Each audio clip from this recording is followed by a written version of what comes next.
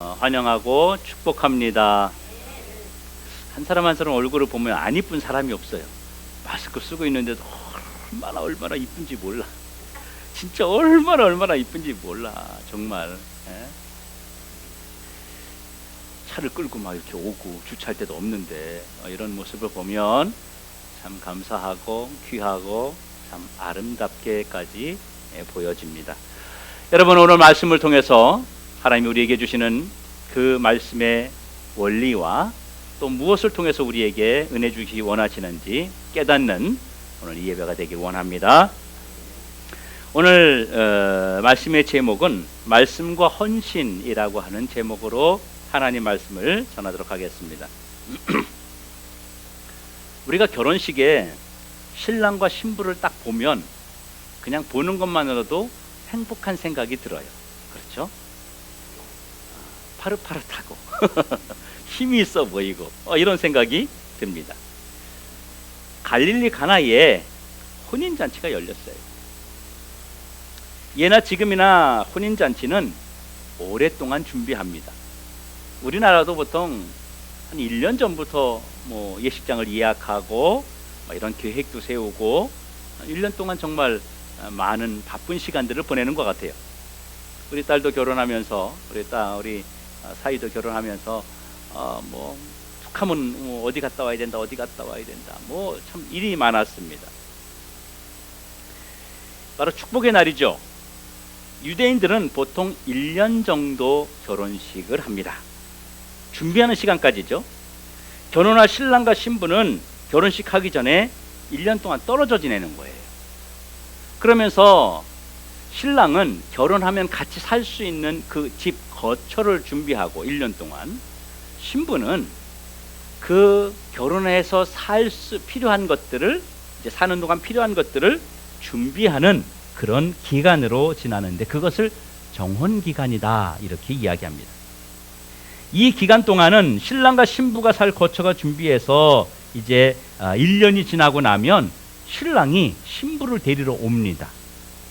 이때 신랑이 일부러 날짜를 지내서 오는 것이 관례입니다.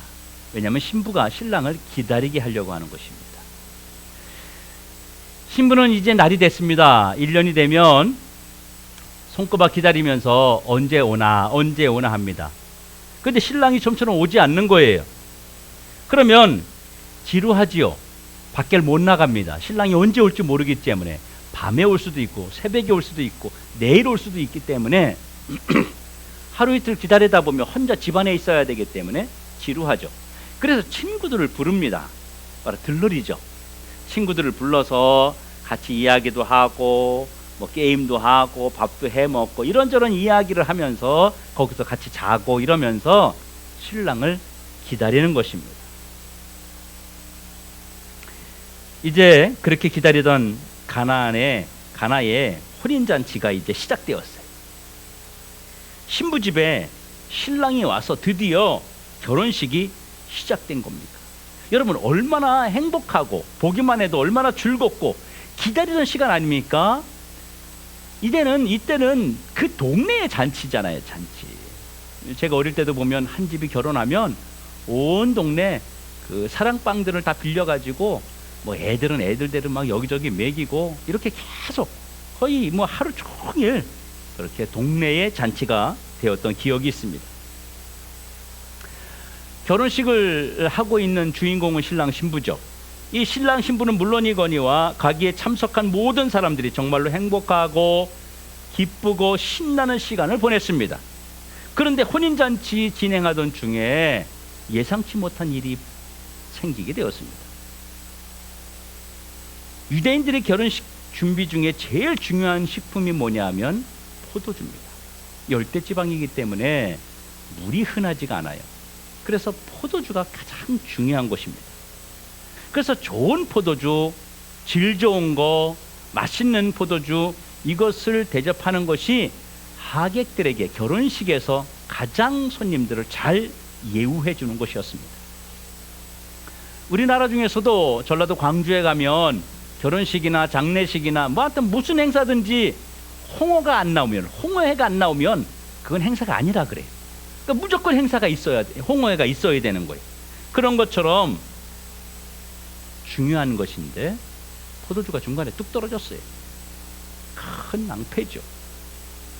보통 1, 2년 전부터 결혼식에 사용할 포도를 준비하고 그것을 포도주로 만들어서 저장해 두었습니다.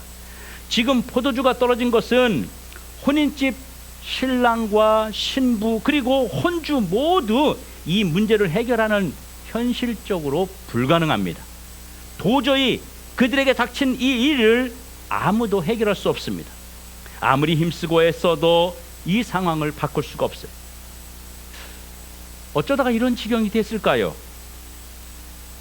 신부 측 손님들은 몇 명이나 올까? 신랑 측 손님들은 몇 명이나 올까? 몇 시부터 몇 시까지는 어느 정도의 포도주가 필요할까? 아마도 치밀하게 계획을 세웠을 것입니다. 그런데 포도주가 떨어져 버렸어요.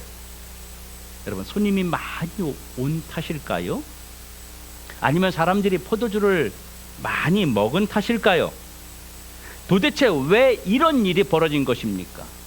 왜 이것을 1년 전부터 준비하면서 예측하지 못했을까요? 우리가 결혼식 할 때 어때요? 몇 명이나 올 것 같다. 그렇죠? 다 명단 뽑아서 신부에게, 딸에게, 아들에게 네 친구나 네 주인은 몇 명 올 것 같니? 뭐 이렇게 해가지고 대충 인원을 잡아서 준비하지 않습니까? 여러분, 얼마나 난처한 일이에요. 그날 결혼식의 주인공은 신랑 신부인데 가장 축복을 받아야 되는 사람이 신랑 신부잖아요. 그리고 혼주들도 그날은 중심에 서 있습니다. 그런데 마음속에 기쁘고 즐거운 것이 사라져버리고 근심과 걱정과 염려와 불안과 여러 가지 어려운 환경들 때문에 그들의 행복이 이제 사라질 위기에 처해져 있습니다. 남들에게 말은 못하지만 근심과 걱정이 가득합니다. 아무리 머리를 굴리고 방법을 생각해봐도 지금 상황을 극복할 수 있는 방법이 전혀 없었어요. 여기서 자신들 이 잔치를 끝내버리고 손님들을 돌려보낼까요? 만일 여러분 자녀의 결혼식에서 이런 일이 생겼다면 여러분들은 어떻게 생각하고 어떻게 반응하시겠습니까? 이대로 결혼식이 끝나버리면 아마 결혼식장에 참석했던 사람들이요, 신랑 신부와 혼주를 그 다음에 만날 때마다 야, 나 니네 결혼식 가가지고 아주 진짜 어떤 인생에 이런 결혼식을 내가 다 했냐, 나 진짜 최악이었다, 야 음식이 너무 형편없었어, 야 술이 뭐 이러면서 그 신랑 신부를 볼 때마다 그 기억이 계속 살아날 것입니다. 우리 결혼식 할 때 어때요? 남의 결혼식, 다른 사람 결혼식 갈 때 아침에 좀 조금 먹잖아요. 그렇죠? 왜요? 가서 많이 먹으려고, 맛있게 먹으려고. 그리고 이제 어디다 그러면 거기가 뷔페래, 그 식당 괜찮대, 뭐 이런 거 생각하고, 뭐 거기는 음식이 어떻게 나오는데 이미 오기 전에 이미 사전 정보가 다 있어요. 그런 생각을 하고 결혼식에 옵니다. 그럴 정도로 많이 기대를 하고 오는데 이런 어려운 환경이 생겨서 만약에 사람들이 쫄쫄 굶고 왔다고 생각해 보십시오. 여러분, 이 당황스러운 문제를 어떻게 극복해야 될까요? 그런데 주님이 오늘 이 가나의 혼인잔치의 이야기를 우리에게 공개하고 말씀하시는 이유가 도대체 뭘까요? 왜 이 이야기를, 왜 여기에 있는 포도주가 부족한 이 사건을 예수님이 말씀하시는 걸까요? 신랑 신부와 그 결혼식의 양측 부모인 혼주 입장에서는 너무나 부끄러운 이야기고 숨기고 싶은 이야기인데 주님이 이 말씀을 꺼내시는 이유는 뭔가 이유가 있지 않겠습니까? 여러분, 혼인잔치에서 포도주가 모자람, 부족함, 바로 이 이야기를 하려고 하시는 것입니다. 우리 인생은 아무리 잘 준비하고 아무리 철저하게 대비해도 부족하고 모자란 것이 느닷없이 생기는 우리 일을 발견하게 됩니다. 그것이 우리 인생입니다. 누구든지 행복하려고 합니다. 그래서 결혼하는 거 아니겠어요? 멋진 인생을 꾸려보려고 결혼합니다. 그런데 살다 보면 문제가 생겨요. 아파요. 그리고 싸워요. 골치 아픈 일이 생겨요. 자녀들에게도 이런 일이 생기잖아요. 잘 사는데 싸우고 아프고 사고 나고 헤어지고, 잘 살려고 그렇게 시집 보내고 결혼시켰는데 살아가면서 힘들고 어려운 일들 때문에 그들의 꿈도 그들의 비전도 절망을 맛볼 때가 정말 많습니다. 문제가 생긴다는 거예요. 여러분, 문제가 생겼다는 건 뭐예요? 모자란다는 거예요. 뭔가 모자라다는 거예요. 부족하다는 거예요. 그런데 이것이 나만 겪는 불행이 아니라, 나에게만 찾아오는 문제가 아니라 우리 모두에게 찾아오는 문제라는 사실입니다. 이것을 우리가 인식하지 못할 때 우리는 사실 더 고통스러워요. 모든 사람에게 찾아오는 이런 고통과 문제라고 하는 것을 우리가 인식하지 못하면 어떤 마음이 들어요? 왜 나만 그러지? 내 인생은 왜 맨날 이런 거야? 나는 뭘 하려면 왜 맨날 이렇게 뭐가 안 되는 거야? 이렇게 우리의 인생이 더 힘들어지고 비참해지게 된다고 하는 것입니다. 성도 여러분, 주님께서 혼인잔치에 포도주가 모자란 사건을 소개하신 것은 바로 우리 인생에 피할 수 없는 현실적인 문제를 우리가 안고 살아간다고 하는 것을 우리에게 보여주고 계신 것입니다. 또 한 가지는 이 부족함이, 연약함의 문제 속에서 우리 인생을 하나님께서 내버려 두지 않는다고 하는 것을 보여주고 계신 거예요. 우리 인생이 부족하기 때문에, 우리 인생이 모자라기 때문에, 우리 혼자의 힘으로 극복할 수 없기 때문에 우리 인생의 부족함과 연약함과 모자람을 우리 힘으로 해결할 수 없기 때문에 예수님께서 해결해 주시려고 우리 곁에 오셨다고 하는 것입니다.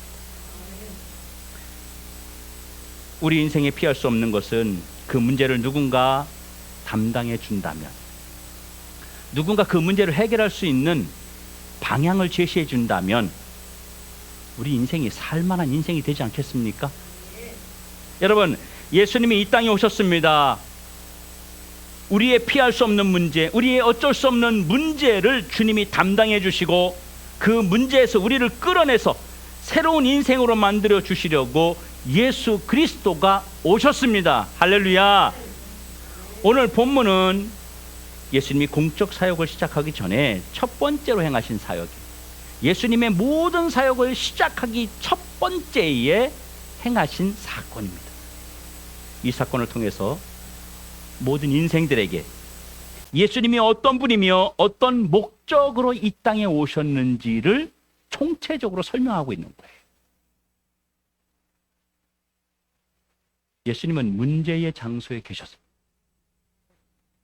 우리는 문제의 장소에 있으면 어때요? 피하려고 하죠. 그 불똥이 나한테 튈까봐 문제의 장소, 혼란의 장소, 고통의 장소는 우리는 피하려고 해요. 일부러 안 갑니다. 그 혼인잔치에 주님이 계셨어요. 여러분, 예수님이 그 결혼식에 누군가의 초청을 받아서 왔다고 성경은 기록하고 있습니다. 그런데 진짜 중요한 것은 주님이 그 혼인잔치에 일부러 가셨다는 것입니다. 뭐 때문에요? 바로 포도주가 모자람, 포도주가 부족함으로 인해서 혼인잔치가 엉망이 되어서 신랑 신부가 불행하게 되는 것을 원하지 않으셨기 때문에 주님이 그 혼인잔치가 벌어지는 장소에서 일부러 가셨고, 그리고 거기서 떠나지 아니하시고 끝까지 남아 계셨던 것입니다. 왜요? 문제를 해결해 주셔서 축복의 결혼식이 되게 하시기 위해서였던 거예요. 여러분, 주님은 문제의 장소에 계십니다. 주님은 문제의 사람 곁에 계십니다. 결국 그 말은 주님이 나와 함께 계시고 내 문제 속에 계시고 내 상황 속에서 떠나지 않고 계시고 내가 거하는 어떤 장소든지 주님이 계시다고 하는 사실입니다. 이것은 우리에게 우리의 문제를 해결할 수 있다는 희망이요, 소망이요, 하나님이 주신 은혜라고 하는 것입니다. 주님은 불가능한 현실을 얼마든지 해결할 수 있는 능력이 있으신 분이에요. 힘이 있으신 분이에요. 주님이 가나 혼인잔치에 포도주 문제를 해결하실 때 두 가지 방법으로 해결하셨어요. 그냥 막 해결하신 게 아니에요. 방법이 있어요. 첫 번째가 뭐냐면 말씀으로 해결하셨어요. 예수님의 어머니 마리아가 문제의 현장에 종들에게 이렇게 말합니다. 무슨 말씀을 하시든지 이렇게 얘기하는 거예요. 이 말은 주님이 말씀하셔서 이 상황을 해결해 주실 테니까 그냥 말씀대로 따라라. 이것입니다. 성도 여러분, 예수님은 어떤 문제든지 해결할 수 있는 능력을 가지고 계신데 여러분의 문제가 다 다르고 상황이 다르고 형편이 다 다르지만 그분이 해결하는 방법은 하나라고 하는 거예요. 예? 여러분들에게 하나님 말씀을 주시고 그 말씀이 들려지게 하셔서 여러분 개인과 상황과 환경을 치유하고 해결하는 능력이 말씀이라고 하는 것입니다.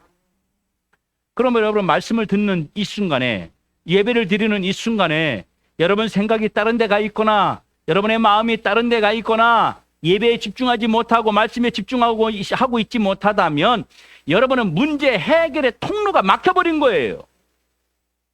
문제 해결의 길은 점점점 멀어지고 있는 거예요. 선포된 하나님 말씀에 집중하지 못하면 하나님과의 관계에 문제가 생기기 때문에 바로 문제 해결의 열쇠를 잃어버리게 되는 것과 같은 것입니다. 또 하나 주님이 해결하시는 방법은 헌신입니다. 마리아가 종들에게 이렇게 말합니다. 무슨 말씀을 하시든지 그대로 하라. 이유 붙이지 말고요. 따지지 말고. 한참 유행했던 게 이순재 선생이 얘기했던 거. 묻지도 따지지도 말고. 이거 엄청 유명해요. 묻지도 따지지 말고 그냥 그대로 하라는 거예요. 예? 여러분 생각대로 하지 마세요. 여러분 생각대로 하지 마세요. 기적이 일어나는 순간은 여러분의 이성과 그 경험이 멈추고 하나님의 말씀 앞에서 나는 싫어도 아멘입니다. 나는 안 돼도 아멘입니다. 나는 안 믿어져도 아멘입니다. 그리고 주님께 해결해 주십시오. 그러면 주님이 해결해 주신다는 거예요. 여러분 하나님의 기적은 언제 일어났는지 아세요? 이 기적이 언제 일어났는지 아세요? 하나님의 말씀을 받은 자가 그 말씀대로 움직일 때 기적이 일어난 거예요. 그 혼인잔치에는요 손님을 대접하기 위해서 항아리 6개가 있었어요. 근데 그 항아리 6개가 비어 있었다는 거예요. 그 항아리는 뭐냐면 물을 담아 놓는 항아리인데 그냥 물을 담아 놓는 것이 아니라 손님들이 오면 종들이 그 물을 떠다가 손님들의 발을 씻어주는 물을 담아 놓는 항아리였어요. 정결 예식에 사용하는 그런 항아리였습니다. 근데 주님께서 거기에 물을 채우라고 하는 거예요. 손님들 발 씻을 물을 담아 놓는 그 항아리에 물을 더 채우라고 그러는 거예요. 이럴 때 종들이 이런 생각하지 않겠어요? 예수님, 아니 지금도 포도주가 모자라서 지금 손님을 더 못 받는 형편인데 손님이 누가 또 옵니까? 더 옵니까? 왜 발 씻을 물을 저기에 채우라고 하지? 누군가가 이런 이의를 제기할 수 있었습니다. 그런데 종들이 빈 항아리에 물을 채웠더니 그 물을 떠다가 포도주를 달라고 하는 사람들에게 갖다 주라는 거예요. 여러분 이거 사실 종들 입장에서 굉장히 난감한 상황이에요. 물과 포도주는요 냄새도 달라요. 맛도 달라요. 그리고 색깔도 달라요. 종들이 물을 떠가지고 갈 때 사람들이 저게 포도주인지 물인지 금방 알아요. 그리고 술 먹는 사람들은요 감각적으로 알아요. 감각적으로 이게. 예?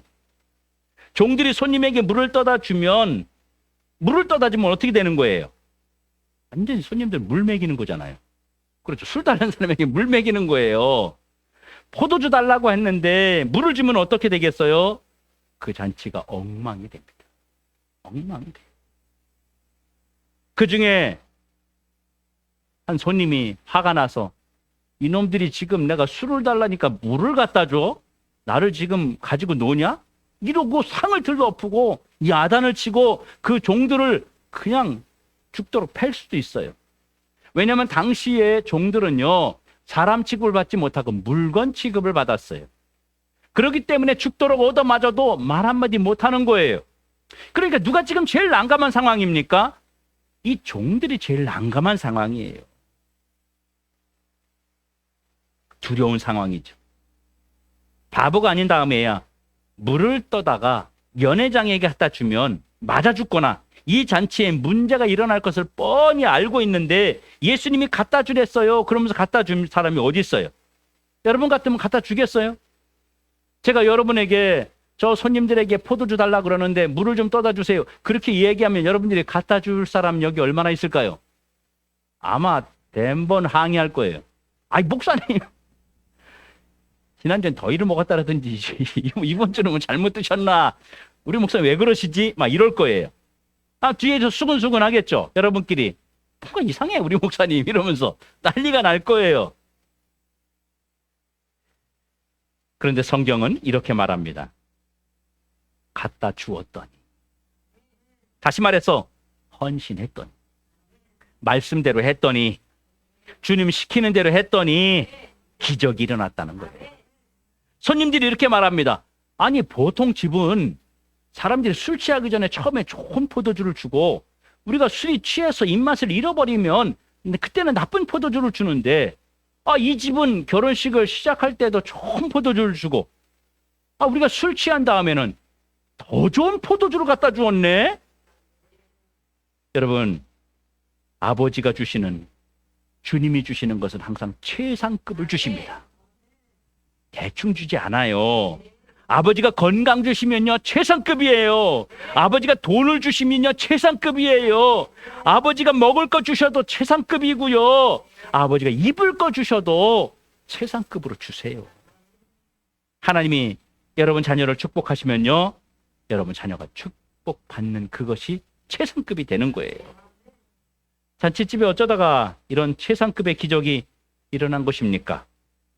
말씀대로 움직였더니 이게 주님 방법입니다. 여러분은 여러분의 문제를 해결받기 원하세요? 아멘한 사람만 해결받을지어다. 여러분, 오늘 우리에게 주님이 답을 주셨어요. 말씀대로 해봐 그러면서 여러분의 어떤 문제라도 주님이 해결해 주신다고 지금 보여주고 계시잖아요. 보여주고 계세요. 믿음을 가지고 이 방법으로 여러분의 삶에서 문제가 해결되고 기적이 일어나기를 주의 이름으로 축원합니다. 지금 많은 사람들이요, 수많은 문제 속에 살고 있습니다. 너무 많은 문제 속에 살고 있어요. 정말로 해결할 수 없는 문제 속에서 고통을 당하고 있어요. 그들이 왜 문제 해결을 받지 못할까요?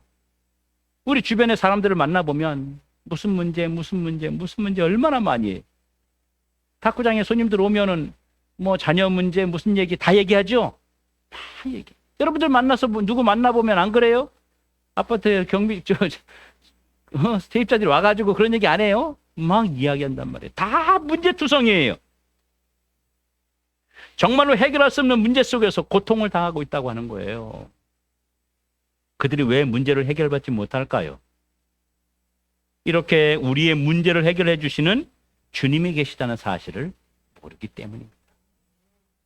이 혼인잔치에 포도주가 모자랐을 때 혼주와 신랑과 신부는요, 아마 오랜 시간 동안 혼란에 빠졌을 것입니다. 아마 당황을 했을 것입니다. 우왕좌왕하고 갈팡질팡하고 이런저런 방법을 많이 생각했을 것입니다. 그때 예수님의 어머니 마리아가 그들 스스로 해결하지 못하는 문제를 들고 예수님에게 가셨어요. 여러분, 어떤 사람은요, 문제가 해결되지 않아서, 어떤 사람은 문제의 해결 방법을 몰라서 헤매고 있을지 모른다고 하는 거예요. 그때 여러분들이 예수님의 어머니 마리아가 되셔서 주님에게 인도하는, 그 문제를 주님에게 끌고 나오는, 그들의 손을 붙잡고 주님에게 인도하는 저와 여러분 되길 주의 이름으로 축원합니다. 문제를 해결하는 방법은 간단해요. 본인이 직접 오든지 아니면 누군가의 손에 이끌려서 오든지 주님 앞에만 오면 기적이 일어난다는 거예요. 여기 예수님의 어머니 마리아가 예수님에게 가서 이렇게 말합니다. 포도주가 없다. 이걸 해결해 줘라. 그러니까 예수님이 자기 어머니를 향해서, 마리아 어머니를 향해서 이렇게 말합니다. 여자여. 이렇게 불렀어요. 여자여. 만약 여러분 자녀가 여러분에게 여자여 이렇게 이야기하면 눈을 크게 뜨고 기빵에 이런 여러분 기분 얼마나 나쁜 말이에요. 그렇죠?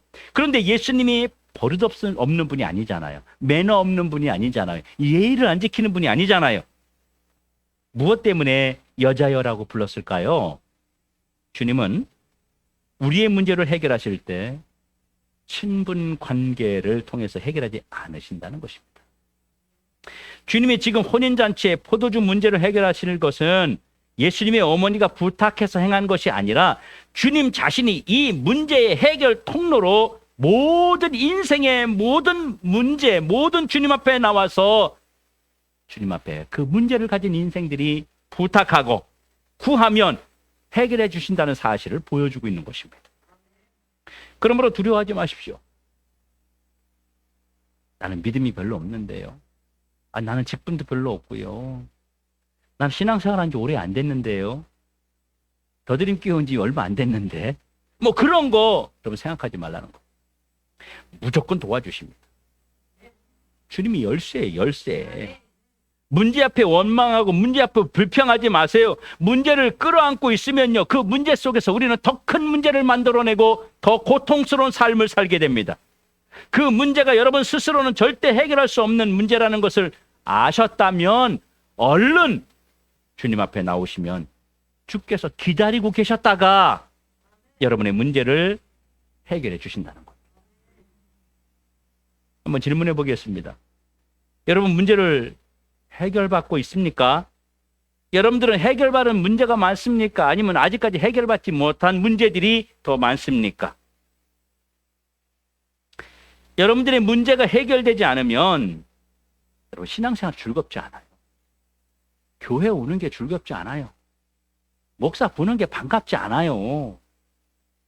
아주 작은 문제라도 해결받고, 아주 작은 문제라도 응답을 받고, 아주 작은 문제라도 주님이 도와주셨구나.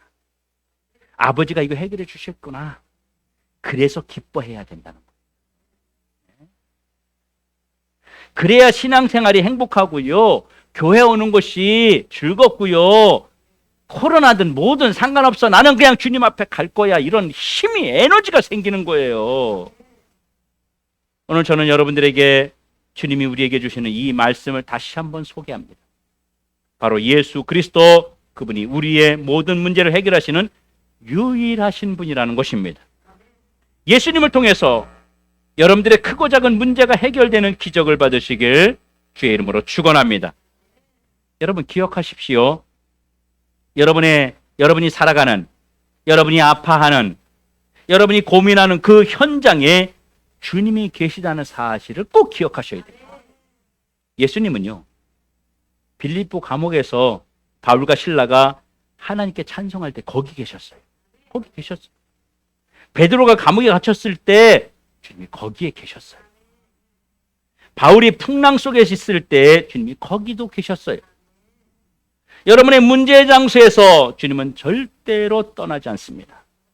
오늘 이 시간 내가 가는 곳마다 주님이 함께 계시고, 내가 아파하고 내가 힘들어할 때마다 주님이 나를 응원하고 계시고, 내 문제를 해결하기 위해서 주님이 내 곁에 계심을 믿으시고 주님 붙드시고 일어나는 여러분 되기 원합니다. 여러분 이성적인 틀에서 갇혀 있으면요, 더 이상 기적이 안 일어나요. 물이 어떻게 포도주가 될 수 있어? 이거 말이 안 되는 거잖아요. 이거는요, 이성이고 과학이에요. 과학. 그런데 예수님은요, 이성을 뛰어넘는 영성을 가져야 된다. 우리가 바로 이런 영성, 이성을 뛰어넘는 신앙의 단계로 들어가야 된다는 거예요. 영성은요, 물이 포도주가 되는 것이 믿어지는 거예요. 주님이 그렇게 할 수 있다는 것이 믿어지는 거예요. 그게 영성이에요. 환상을 보고 계시를 보고 투시의 은사를, 이거 영성 아니에요. 지금 몇 주째 제가 계속 그런 얘기 하잖아요. 예배 가운데. 오늘 주 앞에 나오신 여러분, 어떤 문제든지 주님이 하시면 된다는, 해결된다는 영성을 통해서 여러분 주변에 수많은 이성적인 생각을 가지고 우리의 신앙을 주저앉히려고 하는 그 사단의 생각들을 깨트려버리고 해결받는 인생으로 다시 한번 주님 앞에 새롭게 일어서는 그런 은혜가 있기를 주의 이름으로 축원합니다. 주님이 여러분을 기다리고 계세요. 저와 여러분을 기다리고 계세요. 문제를 가지고 주님 앞에 나오기를 기다리고 계신다는 거예요. 사람은요, 자꾸 가서 부탁하면 싫어해요. 한 번 가면 만나주는데 두 번, 세 번 오면 피해요. 나중에는 전화 안 받고요, 카톡 오는 것도 일부러 안 본 척해요. 뭔 내용인지 대충 알잖아요. 그렇죠? 집을 찾아와도 있는데 조용해요. 개가 짖으면 개 짖지 말라고 조용히 하라고 그럽니다. 그런데 우리 주님은요, 여러분 고민하지 마세요. 주님은 우리가 한 번 아니라 10번, 100번, 1000번 찾아가도 주님은 우리를 문제를 해결하시고 우리의 소리를 들으시고 주님이 함께 하신다는 겁니다. 그러므로 고민할 필요 없어요. 그냥 가지고 오면 돼요. 주님 앞에 와서 주님 그냥 이대로 왔어요. 나 골마 터진 거 그냥 왔어요. 나 썩어 빠진 거 그냥 가지고 왔어요. 내 문제거리 이거 그냥 그대로 가지고 왔어요. 나 할 수 없으니까 주님 해결해 주세요. 여러분 주님 앞에 나와 보세요. 예? 여러분 오늘 주께서 저와 여러분의 문제를 해결해 주시고 오늘 이 예배 가운데 저와 여러분의 문제를 해결해 주시려고 찾아오신 거예요.